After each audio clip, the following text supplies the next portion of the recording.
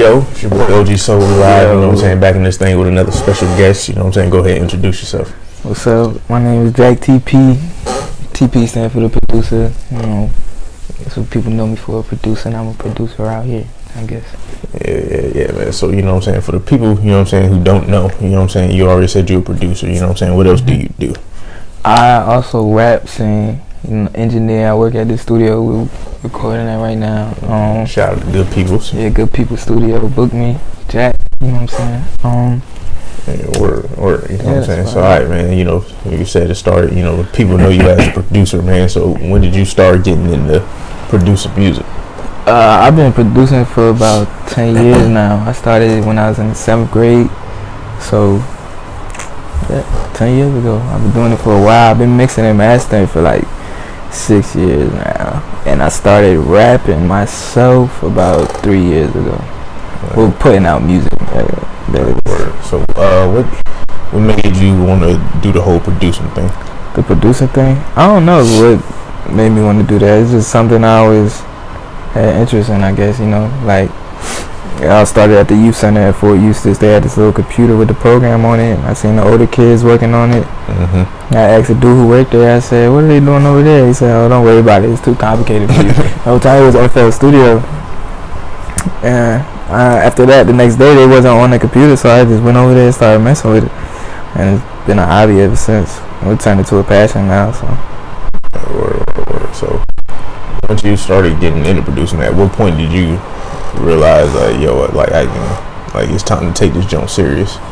That's a good question. I don't know. That's a good question. I would say probably like my 11th grade year. That's when I started like actually reaching out to other like artists and stuff and people like, you know, to get my beats recorded on. You know what I'm saying? To have actual songs made from them. That's when I kind of realized like, oh, my beats are good enough to rap on, because people actually rap on them, you know what I'm saying? Right. That's why I met Mindy and stuff in high school. I mean, you remember Mindy, right? Yeah. She did the rap and stuff. Yeah, so once I started getting people to rap on my beats, like in high school, that's when I realized like I could do this shit for real. You know what I'm saying? Word. So, alright, so take me back to like the first time you was trying to make a beat. First time. Like the first ever time you were trying to make a beat. Yes. I know that shit was frustrating. Terrible, awful. I just had random shit in there. Like, you remember how I told you how the older kids was over there? Well, I was over there by myself, you know, messing with snares and kicks and stuff. I didn't know what I was doing. I just had like everything everywhere, and it was just like, you know, it sounded crazy. And one of the older dudes who usually over there on that computer, he came over, he was like, let me help you out, bro.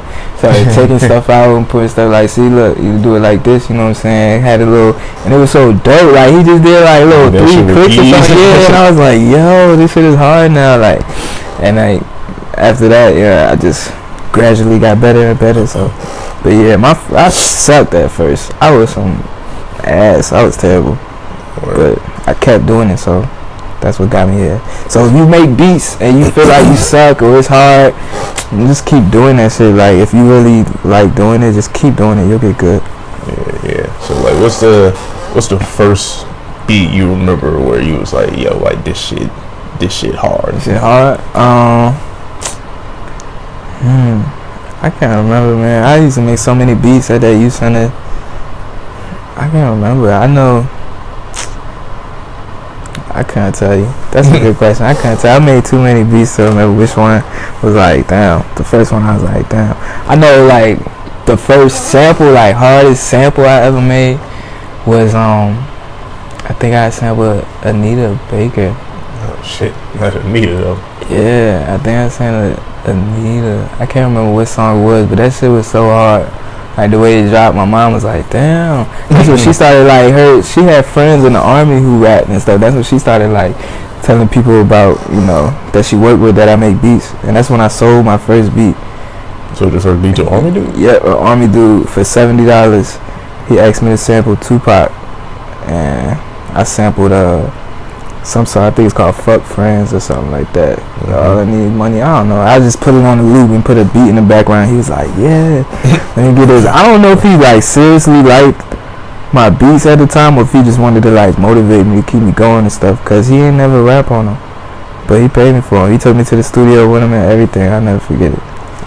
Yeah, that's what's up, man. So what is the most, you know what I'm saying, like what do you love most about producing? About producing, probably making a song from scratch, like starting a beat, right into it, recording, mixing and mastering it, and then at the end, you know what I'm saying, what I have is my product. I made that, you know what I'm saying. Can't nobody take that from me. Like, that's all me, you know what I'm saying. And I don't sound like nobody, like, I don't think so. I think I got my own little sound. So I think that's the best part, like just having my own product, you know what I'm saying. How long do you think it took you to, like, you know what I'm saying, kind of like create your own sound?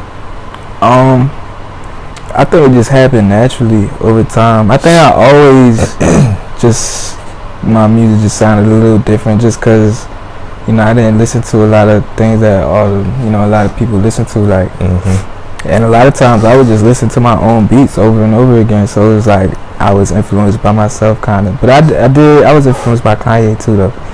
But I don't know. I guess always like to do my own thing. So it just naturally happened, and I sound different, I guess. Or definitely respect that, man. So you mentioned Kanye, man. So who are like some of the other, like, you know what I'm saying, producers you look at and just like, yo, like these niggas got it?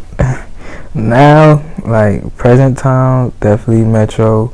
Mike Will made it. That cover he dropped for the Creed 2 album looked crazy, with all those crazy collabs. Pharrell, Kendrick on the song together. Like, Mike Will made it, definitely. I was always a big fan of him. Zaytoven, one of my all-time favorites, just because of how good he could put like a piano melody on a beat, and like it should be so smooth. Like, Zaytoven, Mike Will, Metro. That's my top three. That's your top current three right now? Yeah, right now.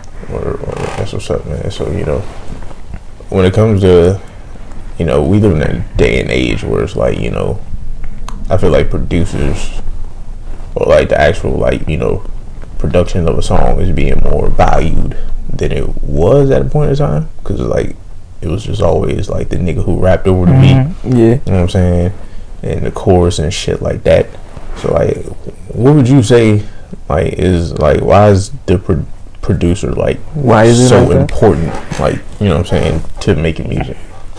I think niggas started to realize, I think once this whole mumble rap shit started, niggas realized how much rappers were really relying on a hard beat, you know what I'm saying, because they weren't really saying shit in the song. So that's when niggas started, that's when the producers started getting all the attention, you know. And then like people like Young Thug and Future would shout out Metro Boomin, like Metro, and then, you know what I'm saying. So it just, that whole producer wave like just got bigger and bigger, you know what I'm saying, over time.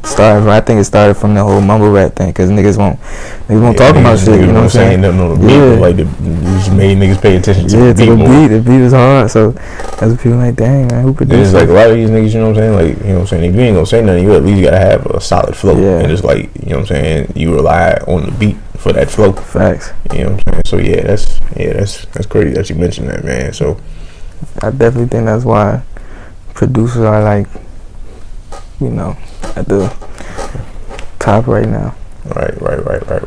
So currently, what would you say has been like your best song, or would there be somebody else's song? Like, what's the best song you think you've produced so far? I mean, it was Fall Fever. That's my opinion. Fall Fever is my best joint. Still trying to top that. That's got like the most plays I ever got on SoundCloud. I never even got close to that many plays again. Like, it kind of hurts, but at the same time, it drives me, it pushes me. You know what I'm saying?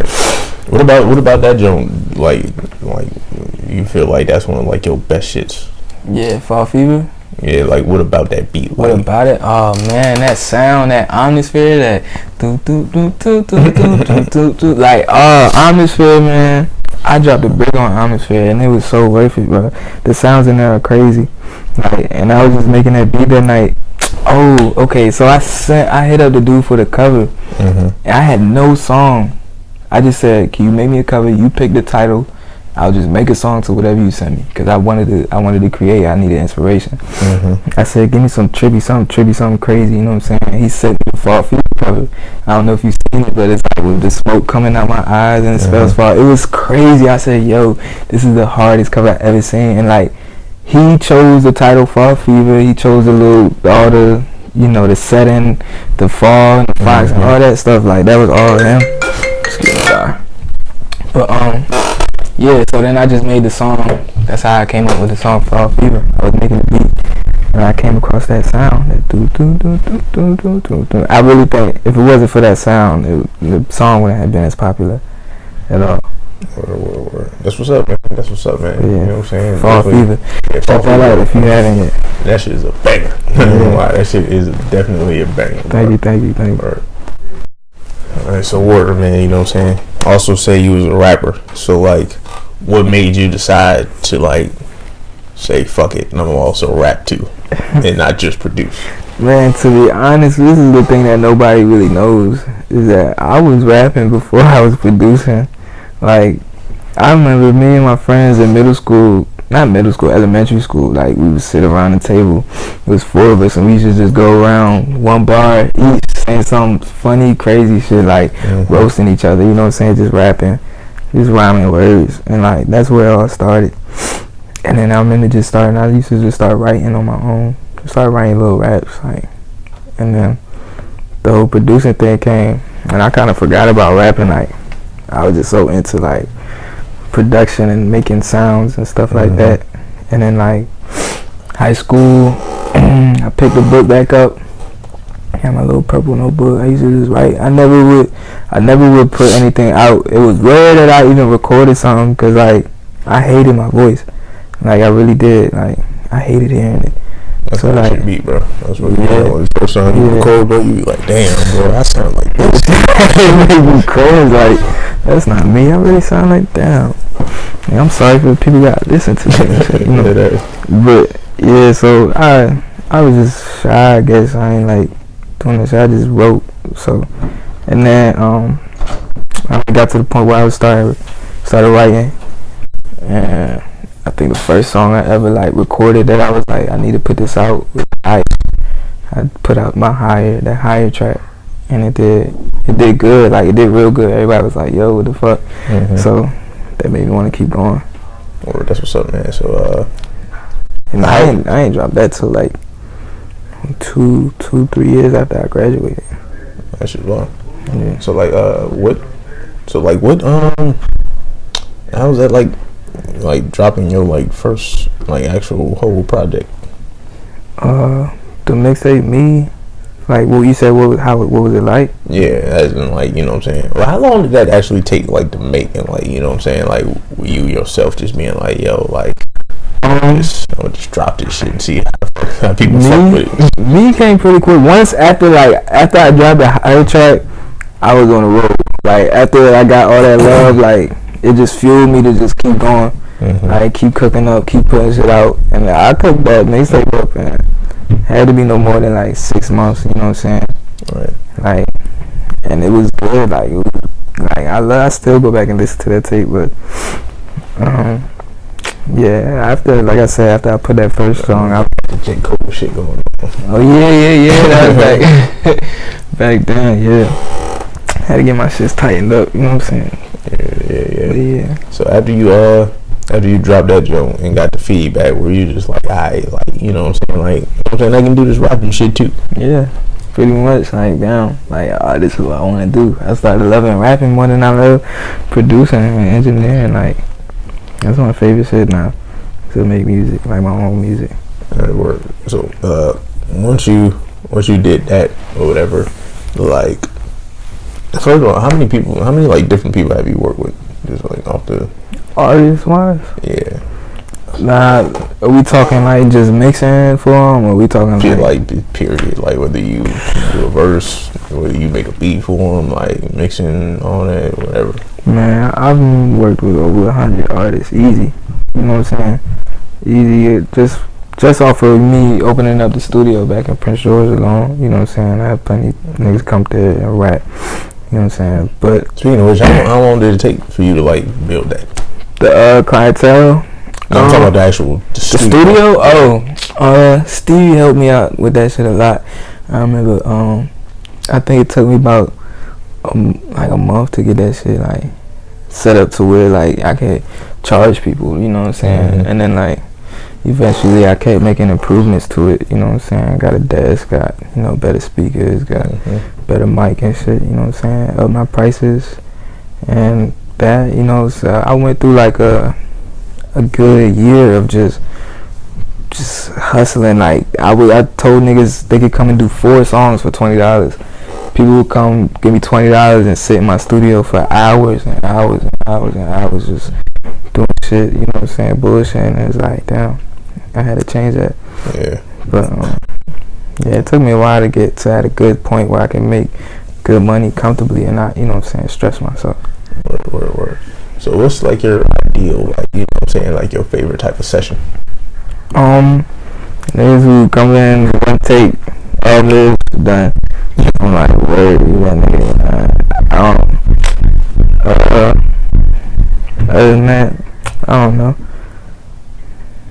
I get irritated with people who like, it's some people you record with, you can tell they not supposed to be rapping, man. You don't know, like, it be so frustrating here, like, they can't get on beat, they can't, like, say they trying to sing, they can't sing, it's just like, they want to punch in, but they don't know where they want to punch in, they want to, I don't know, it's just weird, like, some people is just, like, really difficult working with them, you know what I'm saying, and then you just really gotta, I guess, take control of the session, but I like working with people who know what they want, they know, you know what I'm saying, alright, I'm gonna do this, then I'm gonna come and do this, then I'm gonna come and do that, and you're gonna mix it.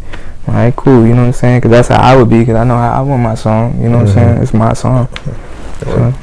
So when you actually, like, making a song, like, how long does it normally take for you to make a song? Some niggas come out a song out like that, and then you got niggas who, mad perfectionists, like, make a song, sit with it, hear some shit they don't like, come back, I got people boom, like boom, that. boom. Like, at what point do you know, like, alright, this shit is, like, completely finished, and I don't need to fuck with it no more? Me? Like, my songs? Yeah. Whether it be, like, actually, like, making a beat or just making a whole song. A whole song, I'd say, I don't know, I usually don't stop working on it until I feel like it's finished, you know what I'm saying? So like a whole process of beat, songwriting, recording, mixing, and finish probably take me like 8 hours maybe. 8 hours to do a song. And then I'm terrible with going back and editing shit. So like that's why I make sure that I'm finished with it and then I save it and that's it. I rarely ever go back and edit shit. Right. So like as far as like making a beat, like how do you know like this is all I need to do? Like I don't need to add nothing else. I don't need to take nothing down. Like this shit straight. I don't know. This is natural. I just cook it up and I usually set it up like to where hook, verse, and then I'll be finished. Or so is it never like a struggle of like, you know what I'm saying, like damn, do we need more of this? Yeah. Do we need something? Nah, I don't struggle with that. Only when I let people hear and they be like, it sounds like it's missing something. I'm like, man, whatever. So when it comes to like, you know what I'm saying, making, you know what I'm saying, beats for other people's projects and stuff like that, like how is that type of chemistry? Because like you said, people might not know exactly what they want. So like how's that, you know, when you working with somebody else making beats or whatever for their projects and stuff like that? It depends on the chemistry. Like I have better chemistry with certain artists than I do others. Like sometimes like I send them some beats and they love the beats, you know what I'm saying? They don't need to do nothing to them, you know what I'm saying? Just get on and rap them. Like, and sometimes some people just don't like nothing that I send them.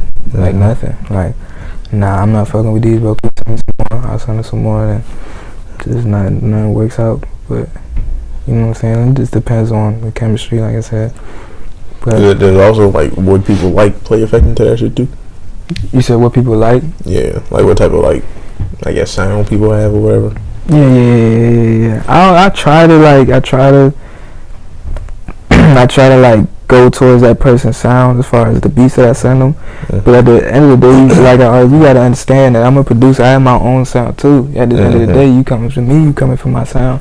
You know what I'm saying? So it's like I can like I'm versatile enough to where I can cook up different styles of beat, but at the same time, it's like I got my style and my sound that I like to stick close to. You know what I'm saying? Right. So like, how like has you ever been like, you know what I'm saying? Well, at a moment where it's like you and somebody had to come together and just like, you know, like just create like something from scratch to where like, you know what I'm saying, it fits their style, like your style at the same time. Yeah, that's my favorite type of cook up for real. Like you come to me, we start some shit from scratch. I know you gonna fuck with it. You know what I'm saying? You know where you gonna leave it with something you don't like. You know. Right.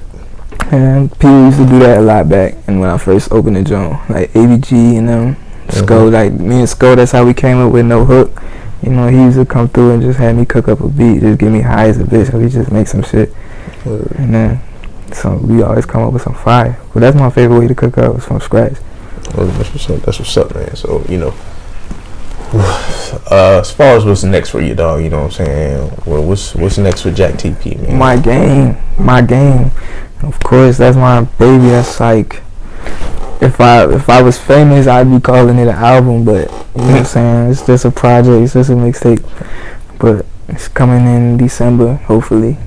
Right. So my game, y'all make sure y'all. So what can people expect from fire? My game. Straight fire, straight flames, like video game theme, music, a lot of synths and a lot of bass.